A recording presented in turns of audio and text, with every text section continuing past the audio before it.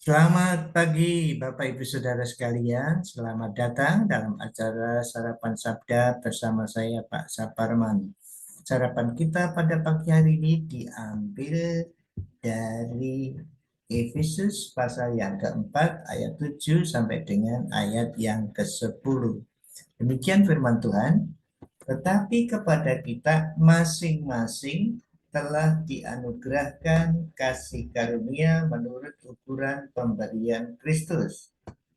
Itulah sebabnya kata Nas, tatkala ia naik ke tempat tinggi, ia membawa tawanan-tawanan. Ia memberikan pemberian-pemberian kepada manusia. Bukankah ia yang telah naik berarti bahwa ia juga telah turun ke bagian bumi yang paling bawah? Ia yang telah turun, ia juga yang telah naik jauh lebih tinggi daripada sebuah langit untuk memenuhi segala sesuatu. Bapak Ibu Saudara sekalian yang dikasih Kristus, puji Tuhan, kita diberi kasih karunia inilah. Kita masing-masing telah dianugerahkan kasih karunia menurut ukuran pemberian Kristus. Ini berarti setiap orang, siapa saja yang percaya kepada Tuhan Yesus Kristus, itu mempunyai kasih karunia. Dalam hal ini mempunyai kemampuan untuk berfungsi di dalam persekutuan orang percaya. Jadi orang percaya tidak ada yang nganggur, semua melayani Tuhan, tetapi dengan cara yang berbeda-beda.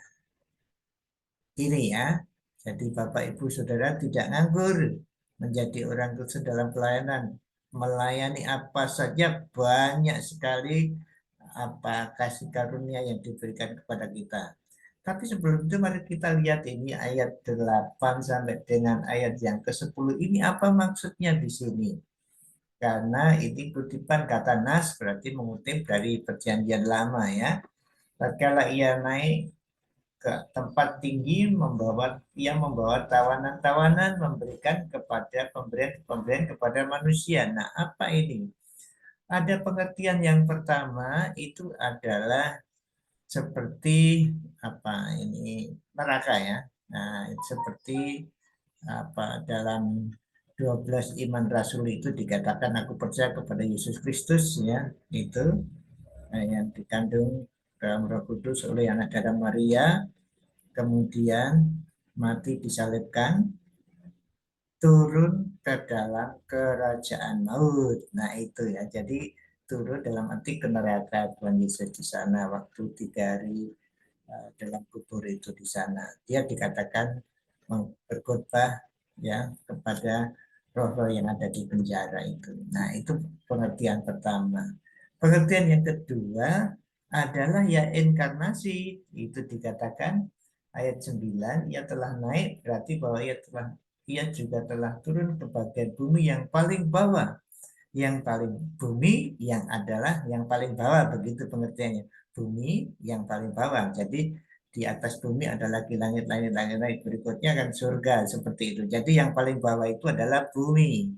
Ini berarti pada waktu Yesus menjadi manusia di bumi selama 33 tahun, kira-kira 33 tahun itu inkarnasi atau penjelmaan. Tapi pendapat yang ketiga adalah turunnya Roh Kudus, itu karena ia naik, Tuhan Yesus naik kemudian turun, ya Roh Kudus yang turun memberikan karunia-karunia. Nah, ini mungkin yang cocok dengan konteks ayat 7 ya. Kembali lagi, jadi Bapak Ibu Saudara dan saya tidak ada yang nganggur dalam pelayanan, semua berfungsi. Maka mari kita atau berusaha mengerti kemampuan apa yang diberikan Tuhan kepada saya, kepada Bapak Ibu Saudara, sehingga Bapak Ibu Saudara dan saya berfungsi dalam gereja.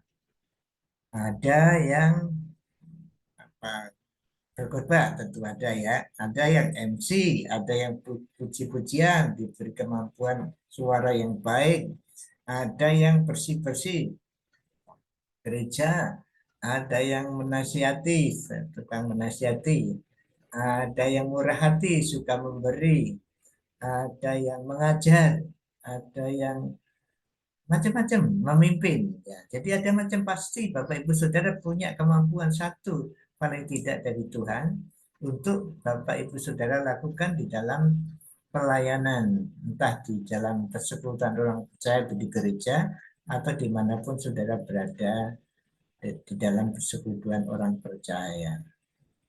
Jadi mari Bapak Ibu Saudara, coba kita cari tahu, cari ngerti apa yang kita bisa lakukan di dalam mengembangkan tubuh Kristus, mengembangkan jemaat. Lagi-lagi Bapak Ibu Saudara, tidak ada yang nganggur, semua berfungsi.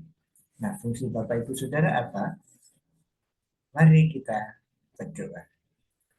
Allah Bapa yang bertata dalam kerajaan surga, Tuhan Yesus Kristus yang duduk sebelah kananmu, dan Allah Roh Kudus yang ada di dalam hati kami bersyukur untuk karunia yang Tuhan berikan kepada kami. Tuhan, kami mohon pertolongan-Mu supaya kami mengerti apa yang harus kami lakukan di dalam pelayanan kami untuk menumbuhkan jemaat Tuhan di mana kami ikut berkarya di sana.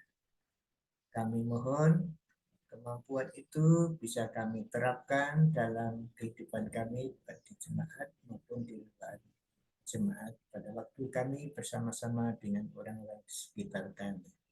Terima kasih Tuhan, dalam nama Tuhan Yesus. Amin. Selamat beraktivitas hari ini, dan Tuhan Yesus memberkati Bapak Ibu Saudara dan saya. Amin.